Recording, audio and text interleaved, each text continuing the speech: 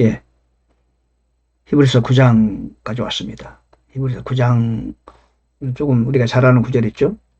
27절에 보면 한 번 죽는 것은 사람에게 정한 것이 후에는 심판이 있으리. 우리는 그 말씀을 우리가 보통 죽으면 심판이 있다 이렇게 적용하는데 사실은 그 말씀이 아닙니다. 한번 자세히 살피면서 공부하도록 하겠습니다. 예. 히브리서 9장의 장 주제를 성막과 그리스도. 첫째는 성막의 영적 의미, 완전한 성막을 통하심, 죽음과 상속, 유업, 한 번 죽는 것과 심판, 이렇게 정해봤습니다. 예. 성막과 그리스도, 알겠죠? 자, 성막의 영적 의미입니다. 예. 사실 그러잖아요. 예수님께서 십자가에 죽으실 때 어떻게 됐죠? 예. 성막의 휘장이 찢어졌어요. 왜 그러느냐?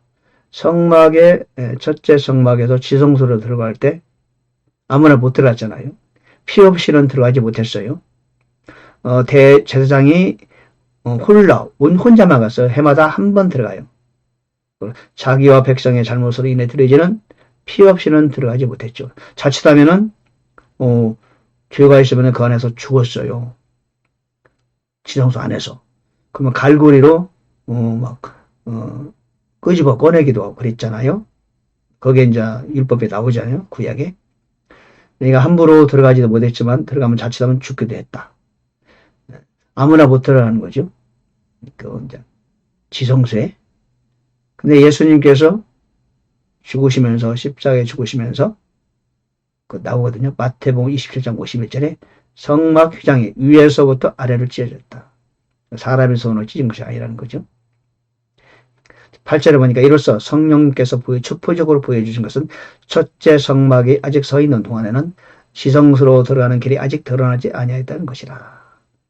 9절 이 성막은 현재까지 곧 이때까지 모형이므로 그들이 양심에 관한 한 섬긴 자를 완전하게 하지 못했다. 다만 이것들은 육신에 속한 규례들로만 유지되어 개혁의 때까지 그들에게 부과되었느니라. 즉 성막의 영적 의미는 개혁의 때, 즉 예수님이 오실 때까지 그 휘장을 보여준다는 거죠. 거기까지밖에 사람이 못 들어가는 거예요. 그런데 11절 크고 더 완전한 성막을 통해 오셔서 염소와 송아지 피가 아니라 자기 피를 힘입어 단 한 번 거룩한 곳에 들어가서 우리를 위하여 영원한 구속을 얻으셨느니라. 그러니까 그분께서 오셔서 성막에 들어가셨어요. 그 성막은 완전 하늘의 성막으로 통하시고 들어가셨다는 겁니다. 그래서 더 이상 염소와 송아지의 피가 필요 없는 거죠. 예수 그리스도 피로 말미암아 더 이상 휘장이 필요 없으시고 누구라도 직접 지성소에 들어갈 수 있다. 이런 뜻입니다. 물론 구약의 성도들은 아직도 지성소가 따로 있죠. 휘장이 따로 있고요. 그러나 이 새 시대는 그런 휘장이 이미 사라졌어요. 찢어져 없어졌어요. 누구라도 지성소에 들어갈 수 있다는 거죠. 통했어요. 하나님이 예수께서 그 피로써 완벽하게 다 이뤄놓으셨다. 그런 겁니다. 성막의 영적 의미는 그런 것이 있죠. 예. 그래서 하늘의 성전으로 성막으로 지성소로 들어가시다는 거죠. 우리는 이제는 구약의 대제사장만 들어가는 그 지성소를 우리는 하나님을 통한 지성소로 언제라도 직접 갈 수 있다는 거죠. 지성소 안에는 시은좌 하셔서 거기 하나님이 계신 자리거든요. 죽음과 상속 유업. 죽음과 상속 유업이 있어요.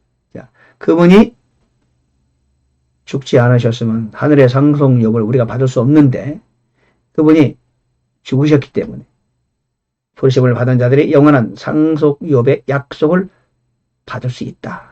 15절에서 말하고 있습니다. 상속 언약이란 뭐냐? 상속이란 뭡니까? 누군가 죽어야 되잖아요. 그죠? 16절 보니까 상속 언약이 있는 곳에는 또한 반드시 상속 언약하는 자의 죽음이 필히 있어야 한다.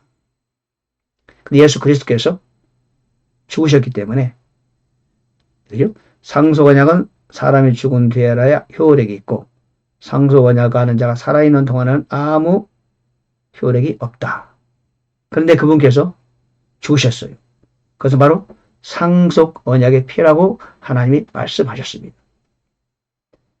그러면 우리는 그 상속 위업을 받을 수 있는 자격을 얻게 된 것이죠. 그분이 죽으심으로 하늘의 상속 위업이 저와 여러분의 것이 되었습니다. 그분을 믿음으로. 죽음이란 또한 그런 의미가 있어요. 예수 그리스도의 죽음은 여러 가지 의미가 있죠. 그분의 죽음은 저와 여러분의 죽음이에요. 제가 말씀드리지만 아담이 죄를 졌을 때 왜 우리가 죄인 됐냐? 아담이 죄를 진 그때 우리가 그 아담 안에 있었다는 거예요. 억울하죠. 사실은. 그거는 내가 선택하지 않았음에도 불구하고 아담이 죄를 지을 때 그 안에 있었기 때문에 우리는 죄인이었다. 근데 아담은 오실자의 표상이다. 로마서 5장에 나오잖아요.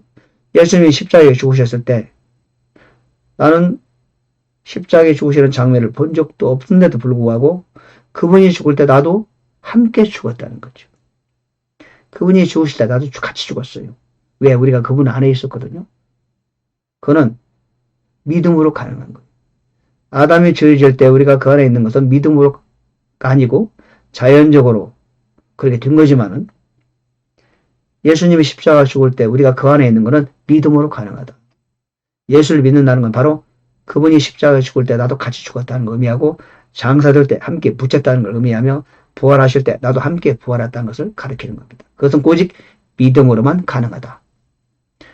아담의 방식과 그리스도의 방식은 같지만 아담은 우리가 선택의 여지 없이 자연적으로 아담 안에 있음으로 죄인이 되었지만 예수님이 십자가에 죽으심은 믿음에 따라서 우리의 선택에 따라서 믿음을 선택함으로 그분 안에 우리가 함께 있어서 같이 죽고 같이 묻히고 같이 부활한 것이 그것이 바로 기독교 교리의 핵심이 되는 겁니다.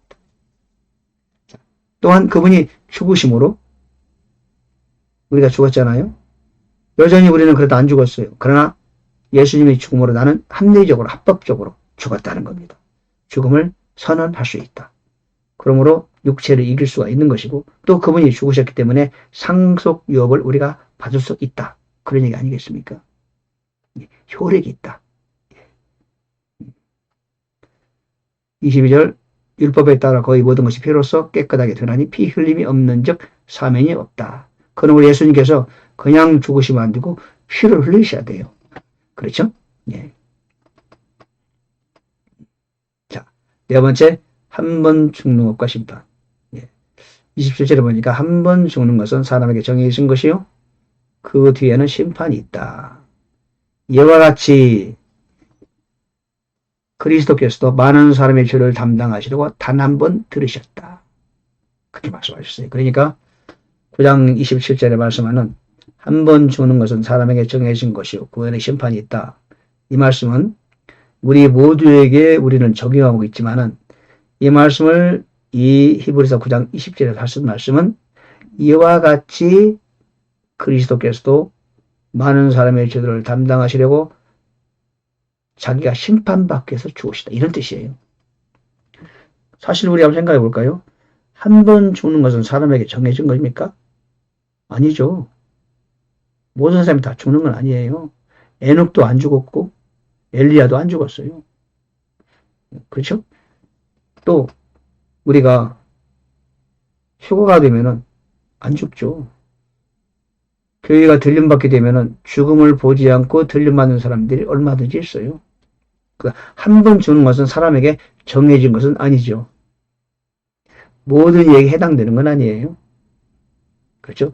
예수님 그리스도께서 죽으셨을 때 그때 해당되는 거죠. 그때. 이와 같이 그리스도께서도 사람의 죄를 담당하시려고 심판을 위해서 죽으셨다. 그런 말입니다. 저와 여러분을 대신하는 심판을 위해서 단 한 번 들으셨다. 그리고 자신을 기다리시는 자들에게 뒤와 상관없이 두 번째 나타나서 구원에 이르게 하시리라. 28절에서 그렇게 말씀하고 계십니다. 26절에 보니까 그분께서 단 한 번 나타나서 자신을 희생물로 드려 죄를 제거하셨느니라. 그렇죠? 그러므로 25절에 보니까 그러므로 이제는 자주 자신을 드려서 제물로 드리실 필요가 없다는 거죠. 무죄하신 죄 없으신 그분께서 단 한 번 희생물을 드려서 모든 죄를 완벽하게 완전하게 제거하셨어요. 그러므로 그 법이 우리는 더 이상 정죄할 수 없어요.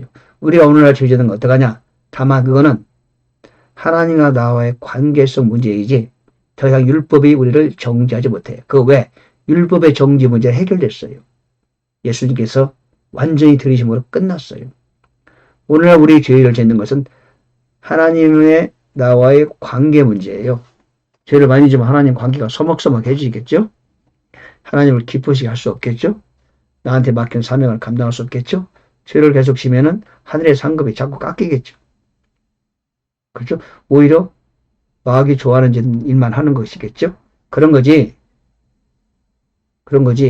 그 어떤 율법에 의한 정죄는 결코 아닙니다. 이런 율법을 이미 벗어난 사람들이죠.